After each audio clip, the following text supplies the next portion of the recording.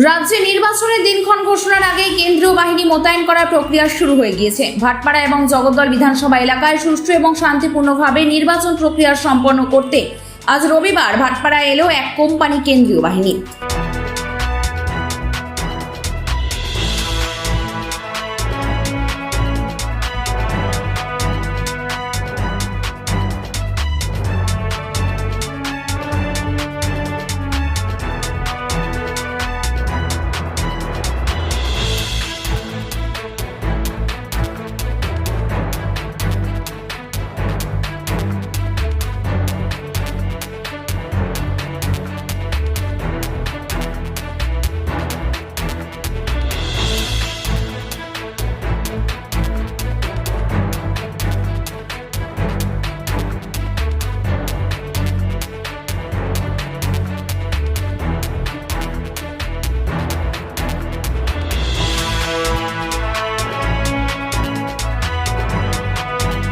এদিন ভাটপাড়া থানার আইসি পালসার লামা ভুটিয়া ক্রাইম অফিসার বিপ্লব মণ্ডলের উদ্যোগে কেন্দ্রীয় বাহিনীদের পুষ্পস্তবক দিয়ে অভ্যর্থনা জানানো হলো ভাটপাড়া থানার তরফে।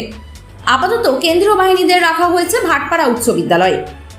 আর এই কেন্দ্রীয় বাহিনী আসায় যথেষ্টই খুশি সাধারণ মানুষ। কোনো রকম অশান্তি ছাড়াই ভোট হবে এবং সকলেই ভোট দিতে পারবে বলেই আশা প্রকাশ করছেন তারা। এই প্রসঙ্গে কি বলছেন স্থানীয় বাসিন্দাদের পাশাপাশি কংগ্রেস নেতা ধর্মেন্দ্র সাউ, শোনাবো। This news is sponsored by JM Jewelers.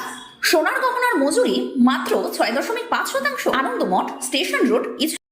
দেখা যাচ্ছে তো খুব শান্তিপূর্ণ হচ্ছে, কেন্দ্রীয় বাহিনী এসছে, দেখা যাচ্ছে যে এবার ভোট নিশ্চয়ই ভালো হবে। না, অন্যবারের তুলনায় তো এবার তো যথেষ্ট ভালো বাহিনী এসছে, দেখা যাক এবার কি হয়। তোমার নাম?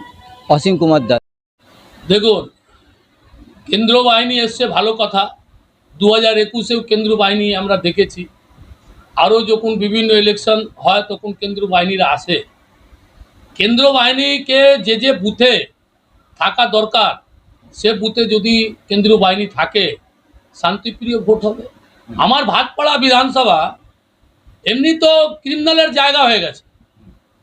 আপনি দেখবেন নতুন আইসি যখন এসছেন ওসি সাহেব ভুটিয়া সাহেব, বিভিন্ন জায়গা জুয়া আড্ডা ভাঙছেন, শরাব আড্ডা ভাঙছেন, হিরোইনদের ধরা হচ্ছে, গাঁজা যারা বিক্রি করছে তাদের ধরা হচ্ছে, রিভলভার ধরা হচ্ছে, ক্রিমিনালদের ধরা হচ্ছে। যে কোনো সময় কালকেই শুনেছেন বম আওয়াজ হয়েছে, বিস্ফোট হয়েছে।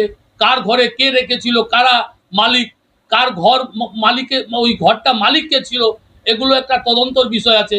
এগুলো রোজই কিছু না কিছু একটা হচ্ছে। দুদিন আগে ওখানে আপনার 6 নম্বর ওয়ার্ডে একটা জায়গা, সেখানে বোম চলেছে। তো পুরো ভাটপাড়া বিধানসভাটা মানে 1 থেকে 35, মানে ভাটপাড়া বিধানসভা 1 থেকে 35, মানে 1 থেকে আপনার ধরুন 18টা ওয়ার্ড, তারপরে হচ্ছে জগদ্দল বিধানসভা, কিন্তু মিউনিসিপ্যালিটি হচ্ছে আমাদের 1 থেকে 35। এই 35টা বিধানসভায় দেখুন বিভিন্ন ওয়ার্ডে এক একটা করে ক্রিমিনাল তৈরি হয়ে গেছে। তারা টিএমসি সব আশ্রিত সব চলে গেছে। তাদের মধ্যেই এই যে তোলাবাজি, বিভিন্ন ইনকাম করার রাস্তা খুঁজছে এবং তার জন্য নিজেদের মধ্যে গন্ডগোল, নিজেদের মধ্যে খুন খারাপি হচ্ছে। আজকে হাওড়াতে দেখুন যে খুনটা হলো, কি ছিল, একটা প্রমোটারকে খুন করে দেওয়া হলো ওপেন, আমরা সিসিটিভি ক্যামেরা দেখেছি। এই অবস্থা আমাদের ভাটপাড়া বিধানসভাও আসে। পুলিশ আমাদের যারা এসছেন নতুন, ভুটিয়া সাহেব কাজ ভালো করছে, কিন্তু কথা হচ্ছে উনাকে কতটা ফ্রি হ্যান্ড দেওয়া যাবে আমি জানি না। কেন আমরা যদি উনার প্রশংসা করি হয়তো উনি ট্রান্সফার হয়ে যাবেন, কিন্তু আমি এটা দেখেছি উনি আসার পর কিন্তু কাজ করার চেষ্টা করেছে। এবং আজকে যে এরা যে আসবে কেন্দ্রীয় বাহিনী, এদেরকে যদি ঠিক মতন কাজে লাগায়, বুথে বুথে যদি লোক যদি ওদের প্লেসমেন্টটা করা হয়, তাহলে আমার মনে হয় মানুষ নিজের ভোট নিজে দিতে পারবে, ভালো করে ভোটটা দিতে পারবে, দিয়ে একটা পূর্ণ সরকার গঠন করতে পারবে। আমরা চাই মানুষ একটা পরিবর্তন দিকে আছে। কাকে ভোট দেবে এটা তো মানুষের সঙ্গে জোট। এবার আমরা একলা লড়ছি, মানুষ সঙ্গে আমরা জোট করেছি, কোনো পার্টির সঙ্গে জোট করিনি। মানুষ এখানে বিজেপি যা এখানে সন্ত্রাস যেভাবে আতঙ্ক হয়ে গেছে যে বিজেপি আসলে নাকি এখানে গন্ডগোল হয়, টিএমসি নিজেদের মধ্যে লড়ছে, ঝগড়া লড়াই চলছে। এই দুটো পার্টি থেকে মানুষ কিন্তু একটু রেহাই চাইছে। এবারে আমরা কংগ্রেস যারাই এখানে প্রার্থী হবে তাদের হয়ে আমরা কিন্তু একদমে আমরা তাদের হয়ে লড়বো, মানুষের কাছে যাব, বলবো এবার কংগ্রেসটাকে আপনারা এখানে ভোট দিয়ে যেতাম।